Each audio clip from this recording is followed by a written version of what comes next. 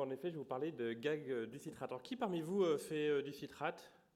Déjà? Oui, donc déjà bien habitué. Et il y a beaucoup de paramédicaux dans la salle, par curiosité. Quelques-uns. Euh, voilà, donc, alors mes conflits d'intérêts que voici. Alors, en 15 minutes, on peut, voilà, il faut aller assez vite et ça sera forcément un choix subjectif. Mais je vais vous parler quand même très rapidement du pourquoi on fait du citrate, en sachant que visiblement il y en a un certain nombre d'entre vous qui le savent déjà. Les situations à risque et les grandes conséquences métaboliques.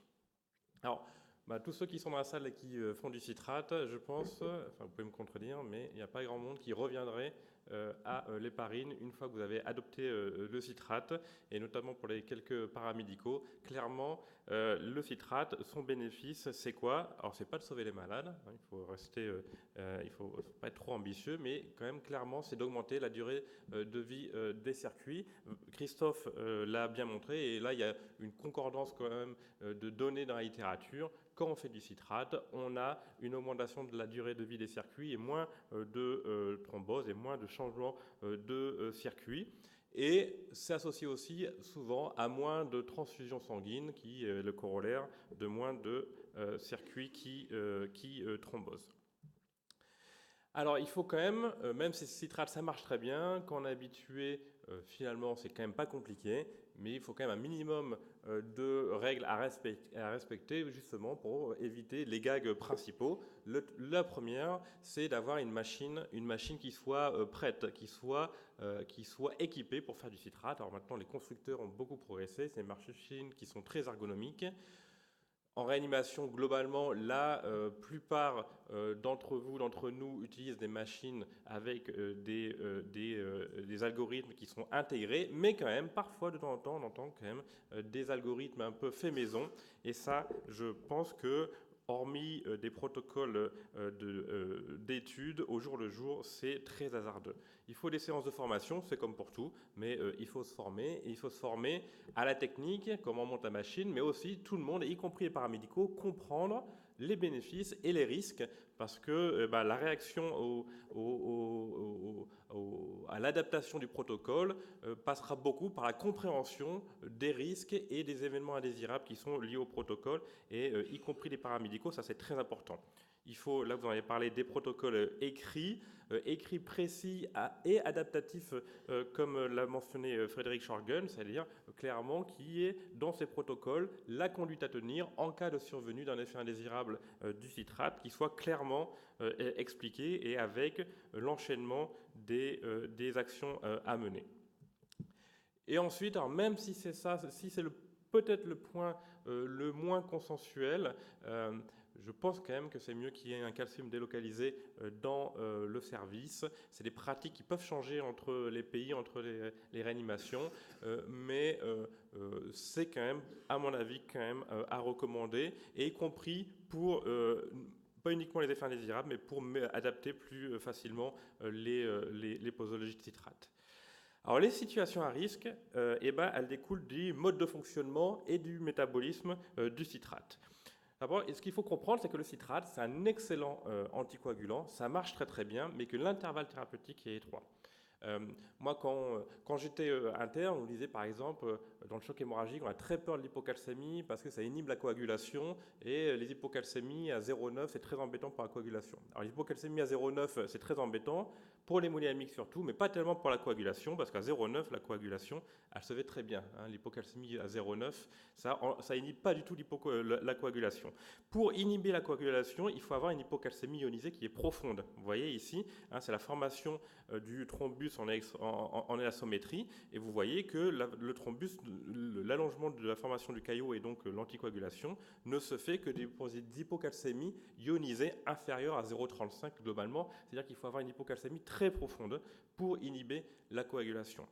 Et pour avoir une hypocalcémie très profonde, il faut avoir une posologie de citrate augmentée, une concentration de citrate dans le sang qui est élevée pour atteindre ces hypocalcémies profondes. Et vous voyez ici, c'est la relation entre calcium ionisé et citrate ionisé. Et pour avoir une calcémie ionisée inférieure à 0,35, il faut des concentrations de citrate globalement supérieures à 4 en tout cas 3,5 à 4 millimoles par litre, même s'il y a de la variabilité bien sûr, il faut des concentrations de citrate élevées. Donc, intervalle thérapeutique étroit entre calcémie ionisée et anticoagulation, et entre calcémie ionisée et citrate. Il faut beaucoup de citrate, pas trop non plus, parce qu'après on va revenir sur le point sur le métabolisme. Et ça, pour avoir ces concentrations de citrate, ces concentrations de citrate là, pour avoir ces hypocalcémies ionisées dans le circuit, la quantité de citrate que vous allez donner aux malades, forcément, va être très liée au débit sang qui passe dans la machine. En d'autres termes, là, ce qu'on veut, c'est avoir une concentration de citrate dans le sang qui, on va dire, aux alentours de 4 millimoles par litre, même si on adapte. Plus vous allez faire rentrer de sang dans la machine, plus il va falloir administrer de citrate pour avoir cette concentration, ça paraît assez évident. Et donc, plus on va monter le débit sang, plus on va avoir besoin d'administrer du citrate et donc potentiellement avoir les effets indésirables du citrate. Et donc, faire d'anticoagulation régionale au citrate à débit sang élevé, clairement, ce n'est pas raisonnable. Alors, on peut discuter quel est le seuil. Mon avis, c'est qu'au-dessus de 150 ml par minute, c'est clairement pas raisonnable. On s'expose à un risque d'événements indésirables et de complications qui est beaucoup trop important et, à mon avis, pas justifié. Alors, ça impose quoi, ça? Donc, d'avoir des débits sang plutôt faible, 100 ml par minute la plupart du temps, entre 100 et 150. Mais pour avoir ces débits sang pas trop élevés, ça nécessite d'avoir des traitements qui permettent d'avoir ces débits sang pas trop élevés. C'est-à-dire que globalement, des techniques plutôt diffusives, parce que la diffusion n'entraîne pas une augmentation de la fraction, de fraction de filtration qui augmente ou très peu liée juste à l'ultrafiltration dans le circuit. Donc plutôt les techniques diffusives, ou si vous faites des techniques convectives de l'hémofiltration, il faudra utiliser des débits de traitement qui ne sont pas trop élevés, 20-25 ml/kH, et au-dessus, vous allez avoir des fractions de filtration qui vont être rapidement élevées, ou alors nécessiter d'augmenter les débits sang, même si les fractions de filtration peuvent être un peu plus élevées sous citrate parce que ça coagule moins. Et puis la deuxième, qui est aussi dépendante du débit sang et donc de la quantité de citrate que vous administrez aux malades, c'est les situations d'altération de clairance du citrate. Et ces situations d'altération de clairance du citrate, c'est le choc et la défaillance multiviscérale. Alors plus que le choc et la défaillance multiviscérale, parce que forcément on traite beaucoup de patients en choc et en défaillance multiviscérale, c'est le choc et la défaillance multiviscérale qui s'associent avec une dysfonction mitochondriale. D'accord. Le citrate, globalement, il a un métabolisme mitochondrial, il rentre dans le cycle de Krebs, il est métabolisé par la mitochondrie, et quand la mitochondrie ne marche pas, le citrate est mal métabolisé et il s'accumule. Alors, c'est-à-dire qu'il y a le métabolisme hépatique, rénal, musculaire, mais globalement, au sein de ces organes-là, c'est la défaillance mitochondriale qui prévaut dans le risque d'accumulation du citrate, c'est-à-dire que le citrate que vous administrez n'est plus éliminé. Alors vous savez que le citrate qui est administré, il y en a une bonne partie qui part dans l'effluent ou dans le dialysat en fonction de la technique que vous utilisez. Donc il y a à peu près, on va dire 50%, ça prend un petit peu des techniques, mais on va dire que globalement 50% du citrate que vous administrez qui part avec la technique, mais il y en a à peu près 50%, variable, mais on va dire à peu près 50%, qui repart dans le malade. Et ces 50%-là, de ce que vous administrez, il faudra qu'elle soit métabolisée par le patient. Et on a de la chance, c'est qu'on a un marqueur de dysfonction mitochondriale qui est assez facilement disponible, c'est le lactate. Le lactate, c'est le marqueur de dysfonction mitochondriale qu'on a au lit du malade. Et les malades en défaillance multiviscérale, ou pas d'ailleurs, mais finalement qui ont un lactate élevé, sont très à risque. Alors plus que finalement que le lactate élevé, c'est la cinétique du lactate.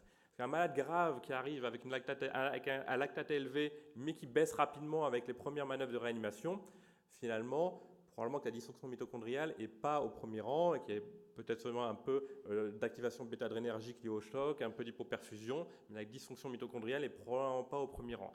Par contre, un malade qui a une hyperlactatémie, qui reste hyperlactatémique, ou à l'inverse qui a la concentration plasmatique de lactate qui monte, lui c'est le malade à risque, et c'est ce qui avait été bien montré dans cette étude que j'aime beaucoup dans Critical Care Medicine en 2017. En rouge, les malades qui avaient une accumulation en citrate, en vert, les malades qui n'avaient pas d'accumulation de citrate. Et en haut, c'est les malades qui étaient arrivés avec un lactate bas, en bas, les malades qui étaient arrivés avec un lactate élevé. Et vous voyez que le rouge, globalement, n'est pas lié à la concentration de lactate initiale, est lié à l'augmentation de lactate. C'est-à-dire qu'on arrive bas, qu'on monte, ou qu'on arrive haut et qu'on reste haut, voire qu'on continue de monter, c'est ces malades-là à risque. Donc danger, ça ne veut pas dire qu'il ne faut pas mettre les malades sous citrate quand ils sont hyperlactatémiques, mais ça veut dire qu'il faut avoir en tête que si le lactate continue de monter, ce malade est très haut risque d'avoir une accumulation de citrate. Et les complications métaboliques, elles sont liées beaucoup à sa clairance, à son métabolisme, et donc bien sûr à la quantité que vous administrez. Plus vous en administrez, plus les conséquences de son métabolisme seront importantes. Et donc globalement, les deux grandes complications métaboliques, parce qu'en 15 minutes, et de toute façon il y a plein d'exposés là-dessus, on ne peut pas rentrer dans le détail, mais globalement, les grandes complications métaboliques, elles peuvent être séparées entre les bons métaboliseurs et les mauvais métaboliseurs. Les bons métaboliseurs, la complication métabolique principale, c'est l'alcalose métabolique. L'alcalose métabolique et qui est très liée finalement au citrate que vous administrez, mais le citrate que vous l'administrez sous forme de citrate trisodique. Donc le citrate va être métabolisé et va vous rester 3 molécules de sodium par molécule de citrate administrée, et ce sodium qui va rester dans le malade, en tout cas en partie, va être après éventuellement épuré par les techniques d'épuration, mais globalement pendant une partie du temps il va rester dans le malade. Et si vous êtes un petit peu familier avec le modèle de Stewart, faire monter, vous savez, l'équilibre entre les cations et les anions parfait, autant de cations, autant d'anions dans le plasma, et le bicard qui fait le tampon. Le bicard, il prend la place qu'on lui laisse. D'accord ? Donc, globalement, il prend la place qu'on lui laisse entre le sodium, le chlore et les anions indosés. D'accord ? Donc, si je fais monter ma natrémie sans faire monter le reste, les anions qui n'ont pas bougé, j'ai plus de place pour le bicard, je développe une alcalose métabolique. D'accord ? Donc ça, c'est très lié à la quantité finalement de citrate et donc de sodium que vous administrez à votre malade, parce que même s'il métabolise bien le citrate, vous allez administrer du sodium, et plus vous en administrez, plus il est à risque de développer l'alcalose métabolique. Et donc il y a des moyens assez simples. Le premier moyen, c'est de diminuer les doses, les quantités de citrate trisodique que vous administrez, et donc essentiellement de diminuer les débits sanguins. D'accord ? L'autre alternative, c'est d'augmenter les doses de traitement secondairement pour vous débarrasser du sodium qui est en trop. L'autre, c'est le mauvais métaboliseur, c'est lui le citrate trisodique que vous administrez, et la mitochondrie n'arrive pas à se débarrasser du citrate. Et là, ce qui va se passer, c'est dans ce cas-là, c'est les anions indosés qui vont monter, le citrate qui se comporte comme un anion, et donc un acide dans le plasma parce qu'il est complètement dissocié au pH de l'organisme, et donc le citrate, comme le lactate d'ailleurs, va se comporter comme un anion, un acide indosé, et donc il va écraser le bicarbonate et donc donner une acidose métabolique à trou anionique augmenté. Alors on ne peut pas mesurer, en tout cas c'est difficile au dit du malade, il y a très peu de centres qui le font, de doser le citrate, mais c'est le moyen de détecter l'acidose métabolique par accumulation de citrate. Les autres complications de cette accumulation de citrate, ça sera ce qu'on cherche dans le plasma, c'est-à-dire que l'hypocalcémie ionisée qui va être entretenue par cette accumulation de citrate. Et ce qui est important, c'est qu'elle souvent, il faut se méfier, parce qu'elle n'est pas brutale. Elle est entretenue, elle est un peu insidieuse au fil de l'eau. Et un des moyens de le détecter, c'est ça vous le savez sûrement, c'est de regarder le rapport calcium total sur calcium ionisé, parce que c'est le calcium ionisé qui sera impacté et pas le calcium total, essentiellement parce que le calcium, vous allez continuer à en donner quand vous voyez que vos calcémies restent basses. Et puis surtout, et aussi le fait d'augmenter régulièrement les apports de calcium. Un malade qui est toujours à la limite inférieure de votre calcium ionisé, et puis à chaque fois que vous faites une calcium ionisée, vous montez les apports en calcium, et ben ça doit vous alerter sur un risque, sur une situation d'accumulation potentielle du citrate, parce qu'un malade à l'équilibre, normalement, il ne faut pas changer les apports en calcium, en tout cas pas régulièrement. Voilà l'accumulation, donc ça sera ma diapositive de conclusion. L'accumulation, c'est la crainte principale et le gros gag au citrate.